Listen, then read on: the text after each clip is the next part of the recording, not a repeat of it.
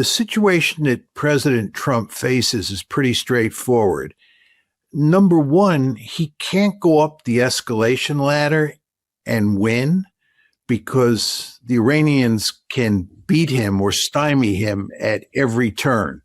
He just has no way of escalating and winning this war.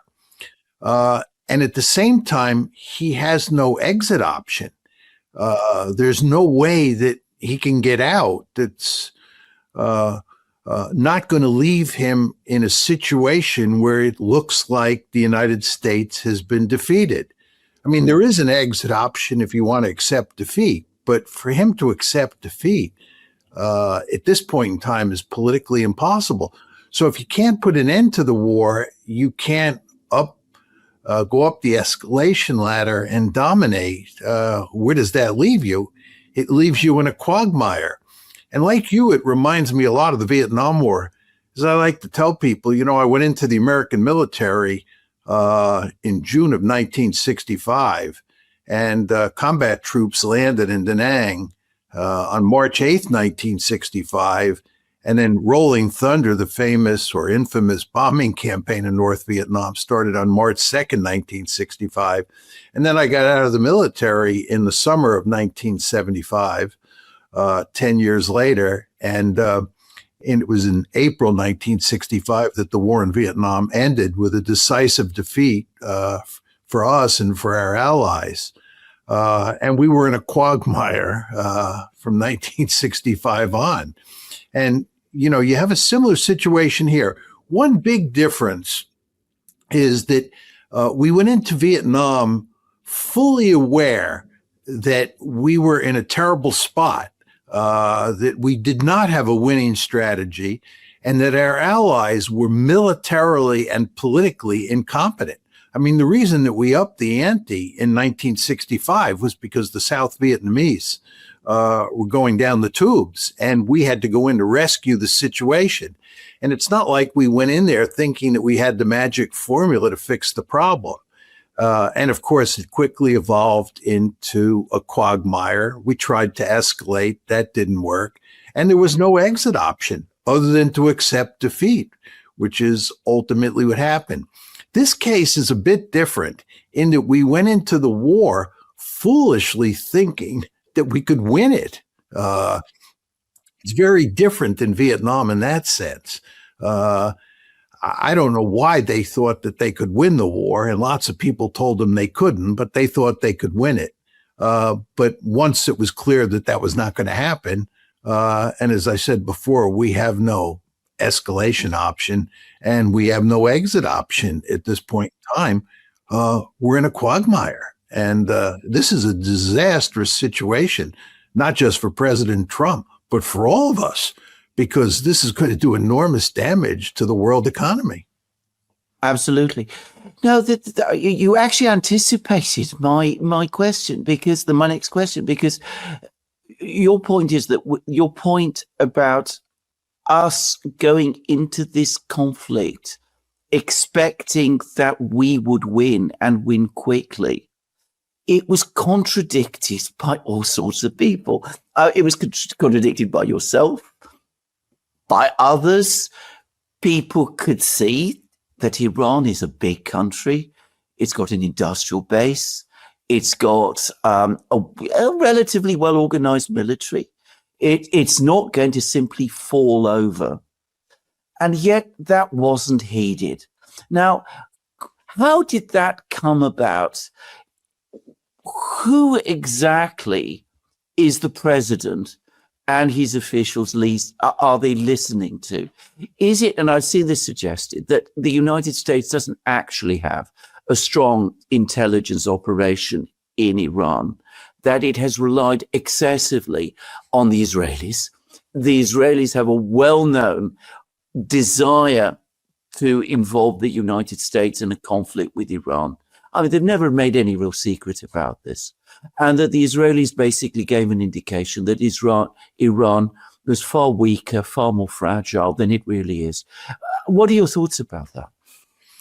Well, first of all, it's very important to understand that we have an extensive scholarly literature that's easily accessible to anybody with a college education, it tells you that a lot of the schemes that the United States has come up with in recent years are guaranteed to fail.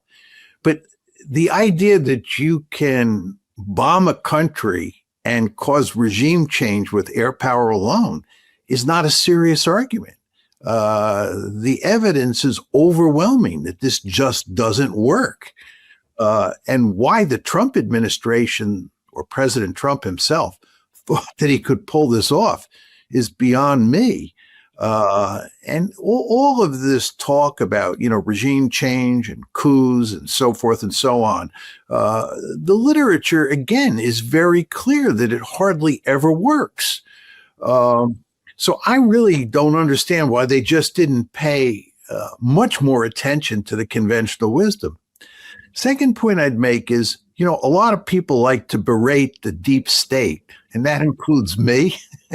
And a lot of people have said that General Kane and the intelligence community in the United States are bankrupt and they contributed to this disaster.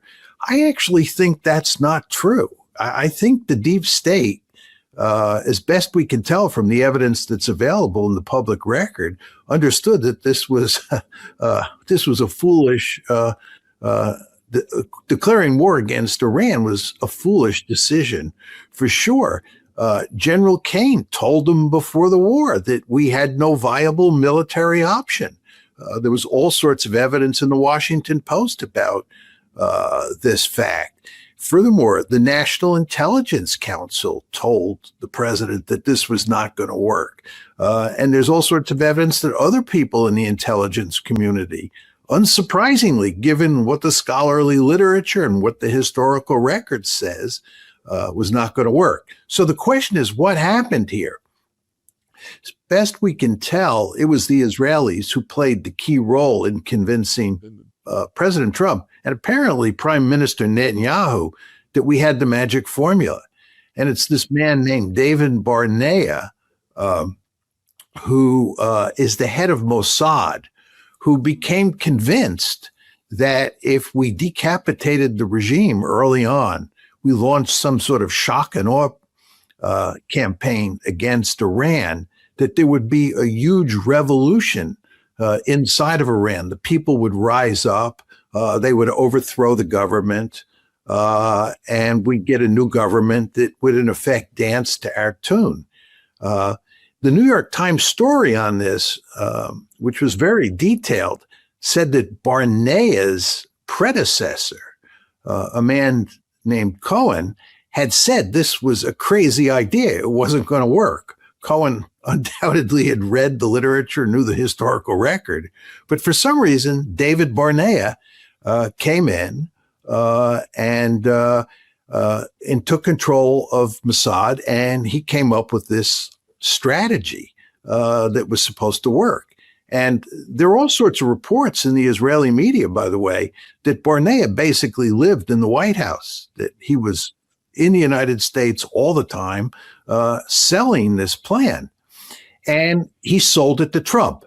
Now, one final set of points. It's very important to understand that Trump depends very heavily on Jared Kushner and Steve Witkoff to advise him on these things. First of all, these two individuals are babes in the woods. They don't know much about foreign policy. They've not studied these issues like the three of us have. They've not thought deeply about them. But more importantly, they're ardent Zionists. They're deeply committed to Israel. The evidence is overwhelming in this case. And therefore, if the Israelis want a war, they want us to go to war, they're pushing hard. Netanyahu's pushing hard. Barnea is pushing hard. And the two people that Trump is relying on the most for advice are people like Jared Kushner and Steve Witkoff. It's hardly surprising that Trump took the bait and off we went. And here we are in the quagmire. Is this going to result in a rethinking in the United States of the relationship with Israel. I mean, I don't mean by that, that the United States is going to completely turn its back on Israel, but is there going to be much more skepticism of the Israelis in future? And perhaps actually slightly contradicting what I just said, are we going to see a sea change in attitudes towards Israel and the United States, especially once we get the debacle, which I think we all see is coming? Yeah, I mean, it's a hard question to answer at this point, in part because the debacle has really not hit yet. It'll be fascinating to watch what happens over the next year or so as this war plays itself out. If Trump is able to pull off a miracle and put an end to this war very quickly, and various countries around the world can work to minimize the damage, that would mean that the U.S.-Israeli relationship would not be hit that hard. But if that doesn't happen, which is likely, and this war goes on and enormous damage is done inside the United States and around the world, I think that will do major damage to the U.S.-Israeli relationship. You want to think about what we're staring in the face here. We're staring in the face a disastrous war, a war that looks like it's going to tank the international economy, that we're going to have significant stagflation moving forward. And at the same time, it's clear that most people on the planet, not just in the United States, but most people on the planet, that the Israelis are behind this war. That means the Israelis are going to be blamed in the United States and in other places for producing this disaster. And it's hard for me to imagine that that's not going to have a negative effect, a significant negative effect on U.S.-Israeli relations moving forward. But I would just say to you, Alex, and you, Alexander, you do not want to underestimate the power of the lobby in the United States and the power of the lobby to keep the United States and Israel joined at the hip. The lobby is enormously powerful. And despite all the damage that Israel has caused or will cause, I wouldn't be surprised if the lobby is able to mitigate a lot of that damage. Let's just look at the other allies of the United States. We have the Europeans, and there's some criticism and tension now between the Europeans and the Americans. The Europeans are saying this is not our war. They are making it absolutely clear as they can, that they see it as a massive diversion of from the war that they want the United States to be focused on, which is the war in Ukraine. For them, Russia remains the main concern. We've discussed this in many programs, and the worry that the Europeans have of one day the United States losing interest in Europe and walking away, and of the problems that will cause for the Europeans themselves. And we have comments from the United States too, that the Europeans are being very unhelpful. They're not rushing to help in the Strait of Hormuz. There are statements not just from Trump, but even from people like Rubio, that where are the Europeans when you need them? Why aren't they helping with the Strait of Hormuz? Are we going to see a change, a shift here in US-European relations as well? And is this going to continue beyond the current administration? Some people in London are worrying that they will, that a major line has been crossed. Well, I think that if Trump remains in office for another almost 3 years, it's hard to believe that there will be anything left of the transatlantic relationship by the time he's done. I mean, first of all, there's going to be huge economic damage in Europe. There's already been significant damage that was done in good part as a result of the Ukraine war. And here in the early stages of the Iran war, damage is being done in Europe. And most of the accounts that I read in places like the Financial Times, the Wall Street Journal, all indicate that the biggest hits are now being felt in Asia. But what's going to happen with the passage of time is that the big troubles, are going to spread to Europe. So the European economies are really going to be badly damaged by the Iran war, and add to that the Ukraine war.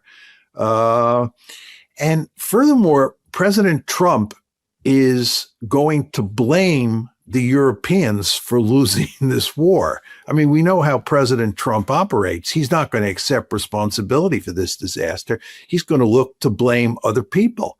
And he's going to say, we could have won this war had the Europeans come to our rescue. We have done all these wonderful things for the Europeans over time. And when the money was on the table, the Europeans did nothing for us. They're responsible for the fact we couldn't open the Strait of Hormuz. They're responsible for the fact that Iran basically won this war. So not only is Europe going to be clobbered economically, but Trump is going to do everything he can to blame the Europeans, which is another way of saying he's going to poison relations even further between the United States and Europe. The final point I'd make is if you're a European, you're a Gulf state, you're an American ally in East Asia, the lesson you should learn from all of this is you don't want to get too close to the United States. You want to stay as far away as you can. I mean, it's almost impossible to avoid the United States because the United States is just so powerful.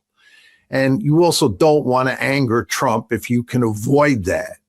But at the same time, you just do not want to get too close to this rogue elephant, because this rogue elephant can do disastrous things to your economy and to your political system.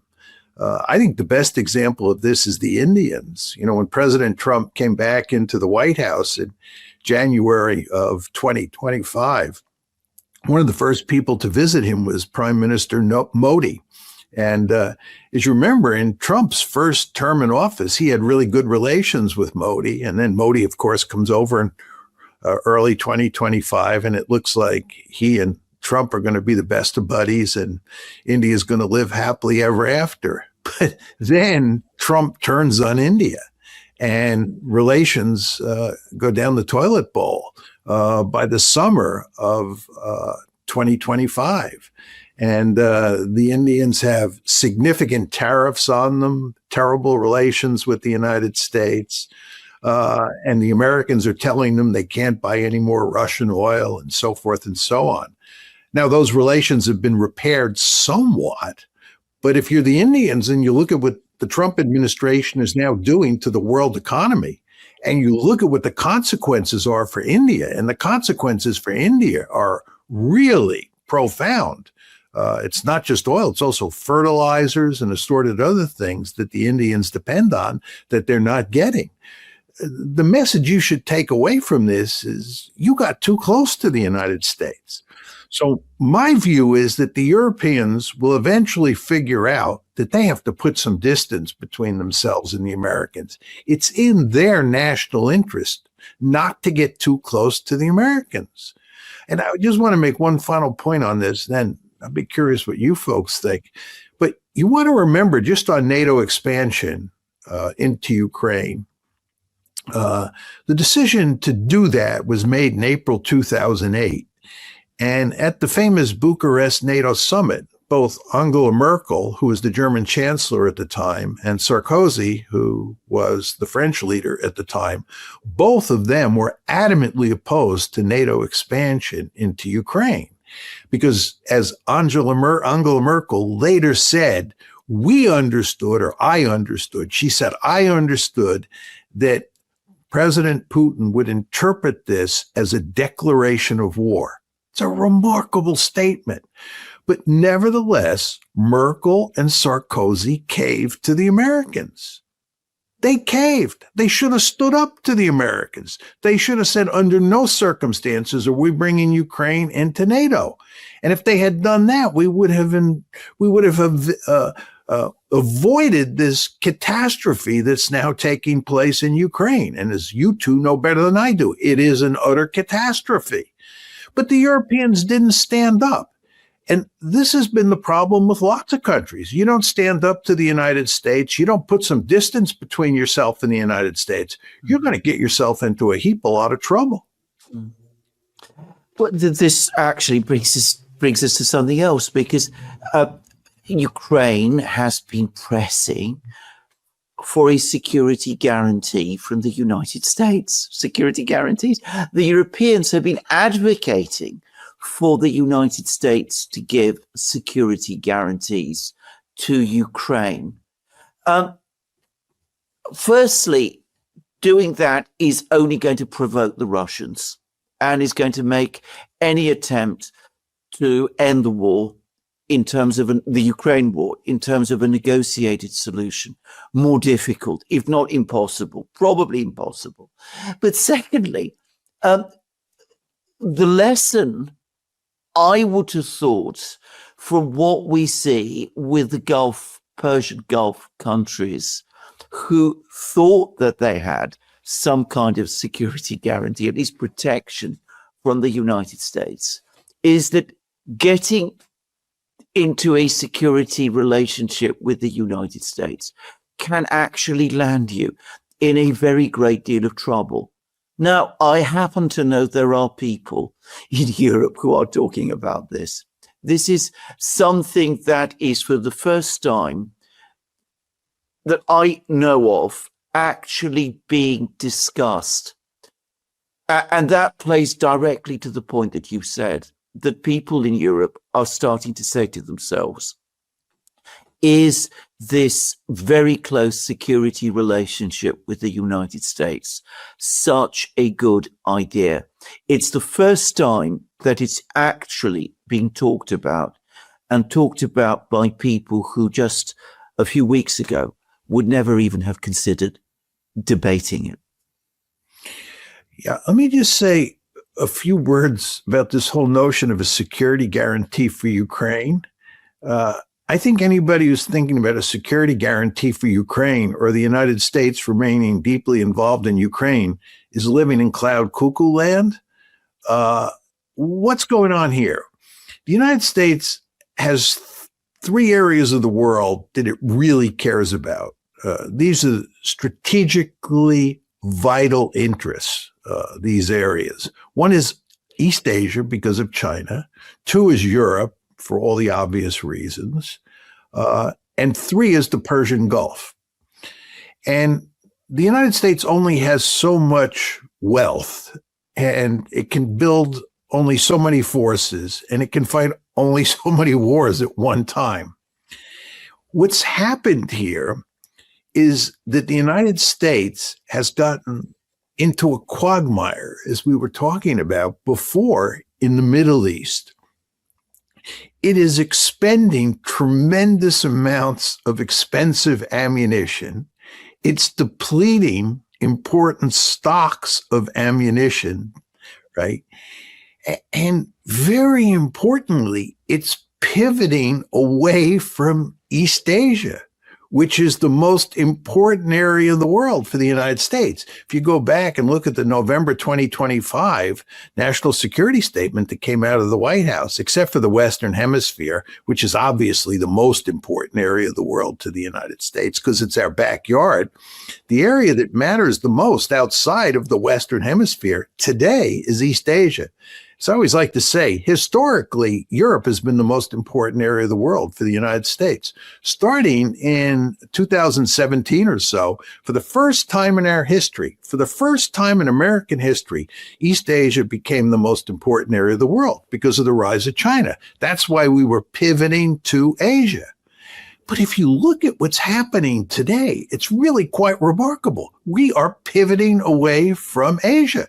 That Marine Expeditionary Unit, the 31st, that's coming out of Japan to the Middle East. It's in the Middle East now. Furthermore, we're pulling THAADs and Patriots out of Japan and South Korea. So you have this situation where we are, by almost all accounts, in a quagmire in the Gulf. we're pulling troops and weaponry away from the geopolitically most important area of the world. The question you want to ask yourself then is, what does this mean for the third area of the world, which is Europe? Well, the first point I would make, which I don't have to tell you guys because you know better than I do, Russia is not a threat to overrun Europe, and we, the United States, don't have to worry about Russia overrunning Europe. We don't even have to worry about Russia overrunning all of Ukraine, despite all the threat inflation in the West. Furthermore, do we really want to give precious military assets that we're burning up in the Gulf to the Ukrainians to fight a war that they're going to lose anyway? And which also means that we can't send those precious assets to East Asia to deal with what we think is the number one threat? The answer is almost certainly no. It's hard to believe how we go on over the long term sustaining Ukraine in its fight against the Russians. The weaponry is just not going to be there. And the idea that we're going to give Ukraine a security guarantee, I find that hard to believe. And just one final point on this. I think if the Americans are ever going to get out of this war in the Gulf, they're probably going to need help from the Russians and the Chinese. They're going to probably have to go to the Russians and the Chinese and ask for help to put pressure on Iran to work out some sort of deal. They're probably going to get the Russians and the Chinese involved in providing some sort of security architecture in the Gulf that leaves the Iranians thinking that they won't be attacked again in 6 months. So I think one can make a good case. If anything, we're going to have to play nice. We, meaning the Americans, are going to have to play nice with the Russians and the Chinese because of the trouble that we're in the Gulf. And if that's the case, do we really want to be playing hardball with the Russians over Ukraine? The answer is no. So I think the link between the United States and Ukraine has been, badly damaged, if not wrecked. I'm curious what you two think about that.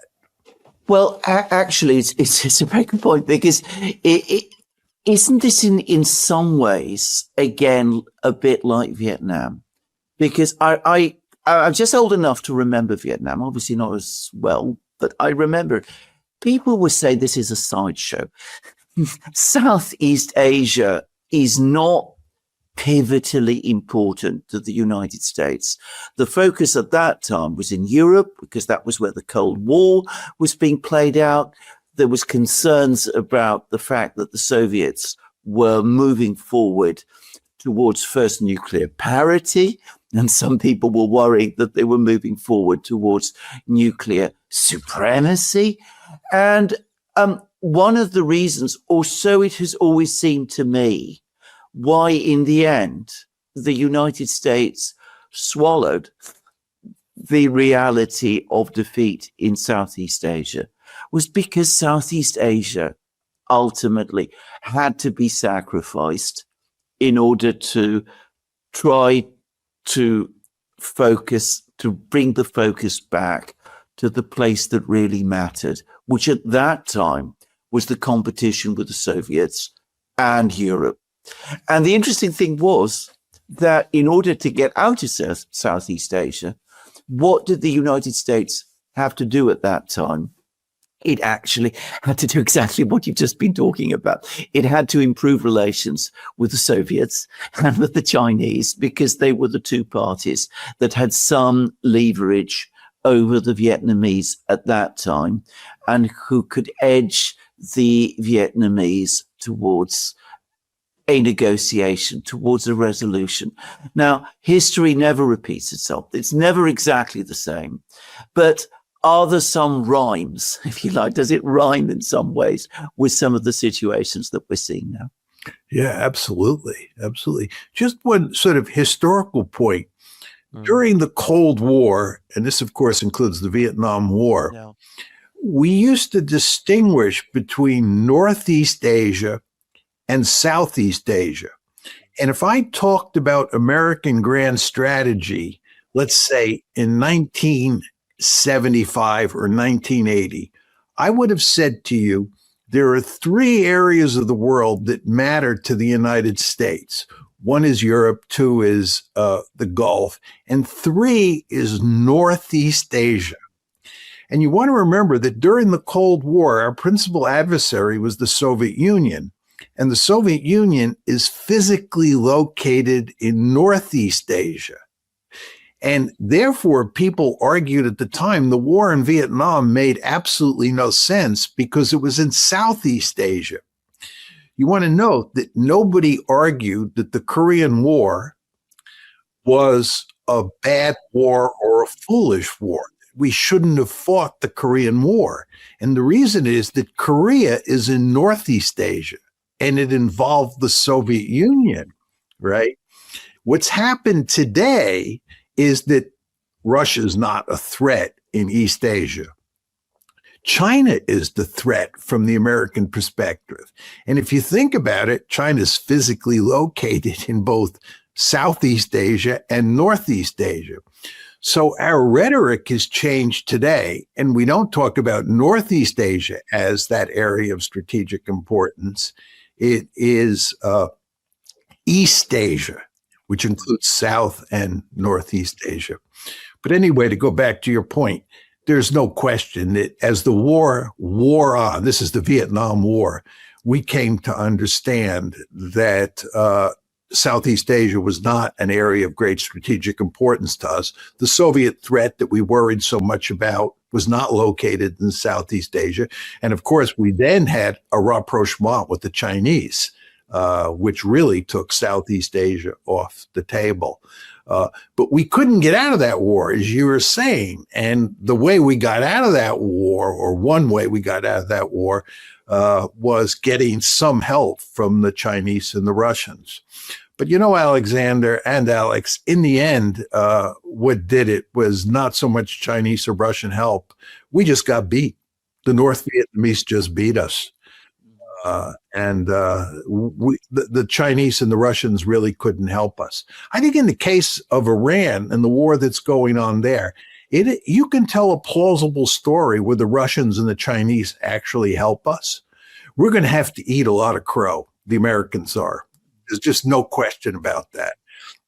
There'll be limits to which Trump or any president can sell this as, a quasi victory. We're going to eat crow.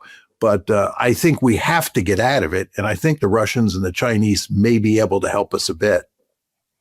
Well, one reason why they might want to do that is because I wonder whether they would want to see a clear-cut Iranian victory of the kind that the Vietnamese achieved in Southeast Asia, because the Middle East is an important region. And certainly for the Russians, it is an important region.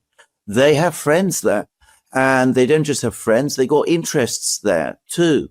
And the Russians, as I happen to know, find the Iranians not exactly easy people to work with.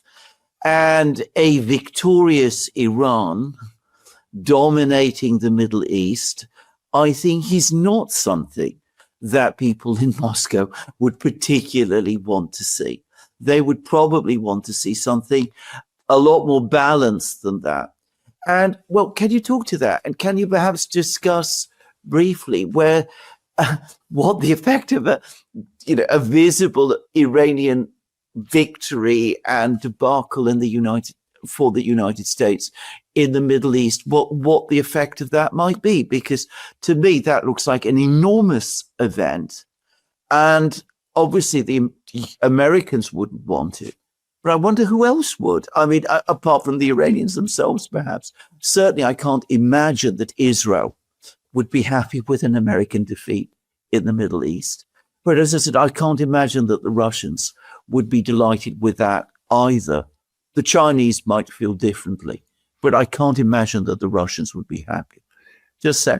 Yeah, I think that's true.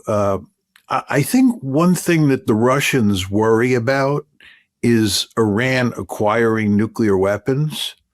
I think that if the Iranians were to win this war in any meaningful sense, in other words, the war was shut down and it was clear that the Iranians had prevailed, that they would nevertheless be tempted to get nuclear weapons. I can't believe that at this point in time, there's not a powerful impulse inside of Iran to move quickly to get a nuclear deterrent, to make sure this never happens again. And the Russians have been Bolsheviks about preventing nuclear proliferation over the years, as have the Americans. And in fact, as you well know, the Americans and the Russians worked together with other countries as well to fashion the JCPOA. The Russians did not want Iran to have nuclear weapons. And then you go to the question of Israel. And I think the Russians understand this is a serious scenario that they have to worry about.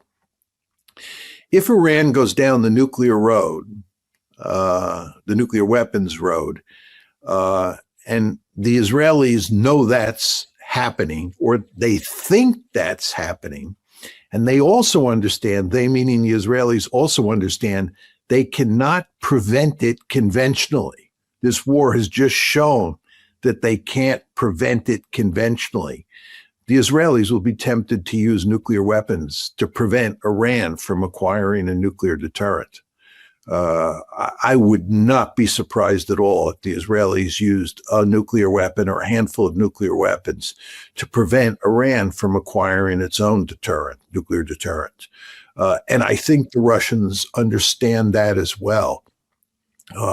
So I think the Russians, and to a lesser extent the Chinese, as you say, have a vested interest in shutting this war down and helping the Americans get out of the mess that they're in. But you know, Alexander and Alex, you know what I think the key reason that the Chinese and the Russians will help us? And I think you could make an argument, I'm just throwing this out, where they will be willing to help us a lot to shut this war down, is the threat of the international economy going off a cliff. I mean, what's happening here in terms of the international economy is already severely damaging. If this goes on, it could be catastrophic. We could have a worldwide depression, and that worldwide depression is going to affect everybody. It's not just going to affect the United States or India and Indonesia and not China or not Russia. Everybody's going to be affected. So I think at some point the Chinese and the Russians have a vested interest in moving in here and trying to help the Americans get out of this mess so that we avoid an even bigger catastrophe. So that would be my argument for why you may be able to get the Chinese and the Russians involved here in ways you couldn't do in Vietnam, because there was no threat of an economic disaster as a result of the Vietnam War. In fact, one could argue that during the Vietnam War, the Russians and the Chinese had a vested interest in keeping the war going because of the guns and butter argument inside of the United States. There are many people who argued that fighting the Vietnam War did significant damage to the American economy. We could debate that. But anyway, you could make the argument that then the Russians and the Chinese had an interest in keeping the war going. I don't think the Russians and the Chinese, as we move forward, will reach that conclusion. I think at some point they'll say to themselves, if we can shut this down, it's in our interest and everybody else's interest. Yeah, I think that is indisputably true, by the way. The Chinese are always far less forthcoming in their public comments about what they worry about in terms of the economy. It's unsurprising, but they talk about it less. If you go to what the Russians are saying, you read everywhere about how the Russians are going to get this enormous bonanza from selling oil at higher prices. That is not the mood in Moscow. Quite the contrary. They say, yes, all right, for a few weeks, a few months, we're going to see oil prices go higher. And then what? And then what? If there is an international crisis, if there's a global crisis, the oil price will in turn collapse. We will be in a worse position than the one in which we were in before. We would not have low oil prices. We would have collapsed oil prices. Both China and Russia are integrated in the international global economy in ways that they were simply not back in the 1960s during the Vietnam War. And certainly the Russians worry about this a great deal. Putin himself has spoken about it. Just saying. Yeah, and just one other quick point. We talk about oil and gas all the time. I think an argument could be made that the bigger problem is fertilizers. 1/3 of the world's fertilizers come out of the Gulf. And according to almost all reports that I've seen, hardly any of those fertilizers are getting out. And almost everybody who writes about this says this is eventually going to have catastrophic effects on the production of food around the world. And huge numbers of people are going to starve to death as a result. And to take it a step further, it's quite clear when you read about this that increasing oil prices are inextricably bound up with the food problem, and the lack of oil and gas and the high cost of fuel and therefore transportation costs will make the food situation even worse. So collectively, we have a deep-seated interest. And when I say collectively, I mean the Chinese and the Russians, because that's who we're talking about here. But it includes the Indians, the Indonesians, the Europeans. Everybody has a vested interest in shutting this war down as quickly as possible and doing everything that can be done to help President Trump get himself out of this giant mess that he's in. Now, but however, that does require Trump himself being prepared to actually explore some way to end this himself. It requires, in other words, some degree of diplomatic action from the United States. I have to say, at the moment, I'm not really seeing it. I mean, they're still trying to kill high-ranking Iranian officials, the very people that they need to negotiate with. They're making all sorts of extraordinary threats against the Iranians. They're demanding that Iran capitulate in some way. I mean, that seems to me that really awful Truth Social post that Trump published on Easter Day, that was what he pointed to. Is there any, do you get any sense that in Washington, there is at this moment in time a serious desire to sit down and negotiate with the Iranians and maybe not concede all of the Iranian demands, which are very, very high, very, I mean, I'd say from an American point of view, completely unreasonable. But even so much as to recognize that there will have to be big concessions made by the United States if this is going to be ended. I mean, does that awareness even exist at the present time? Well, I would just start off by saying that President Trump is more or less like a king way back when kings had almost absolute power. He rules the roost. And so the big question here is what's going through President Trump's head, because he is really the ultimate decider here. I'd be curious to know what you two think about these Truth Social posts, which make one wonder whether he's not really losing his mind. You read what he writes, you look at the language he uses, and you think about these Truth Social posts are written on Easter Sunday or the day before Easter, and you just sort of say to yourself, this doesn't look like the behavior of someone who's playing with a full deck, as we used to say. So there's that whole line of argument. And again, he is the ultimate decider.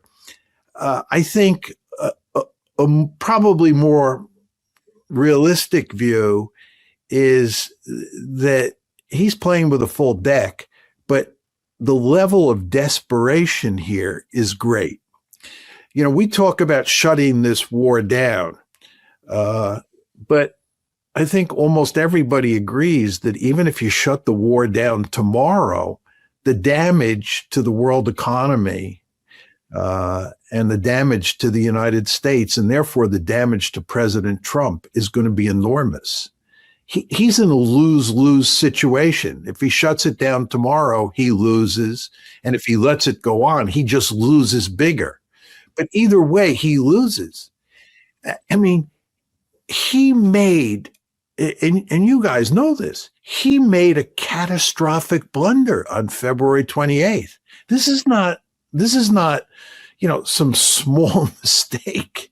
This is a catastrophic blunder. The blunder here is much more profound than the blunder that LBJ made in March 65 when he upped the ante, right? This is on a completely different level. And again, even if he shuts the conflict down tomorrow and begins to repair things, the damage is still going to be enormous. The damage to his reputation.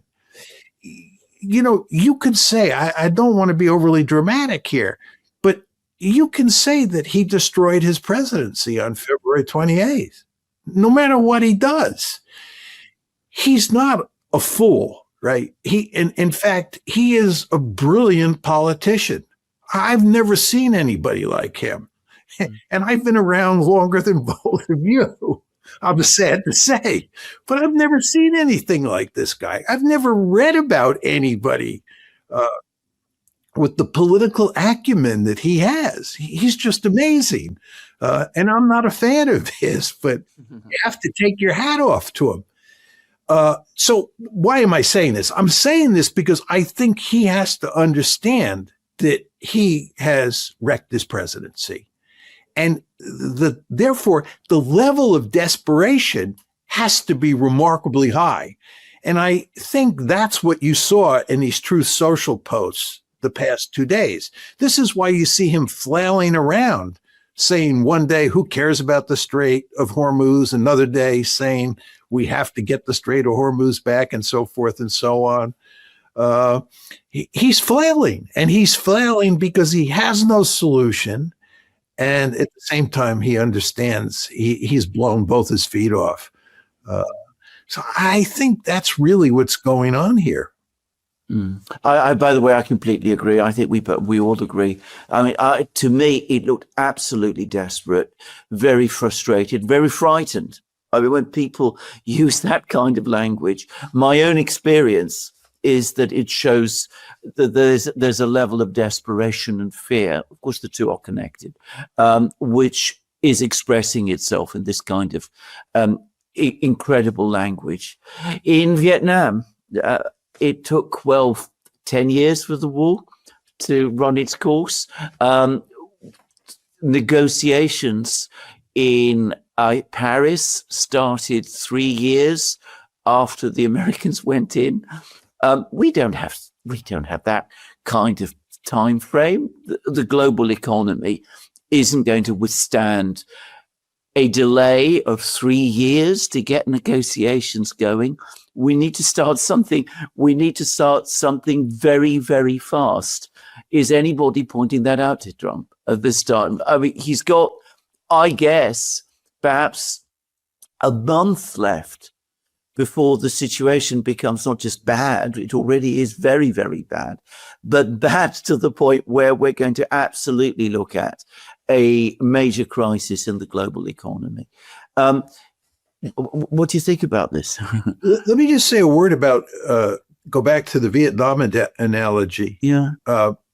In November of 1964, LBJ won one of the greatest landslide victories in American history.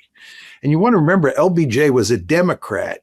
And in those days, the South was solidly Democratic.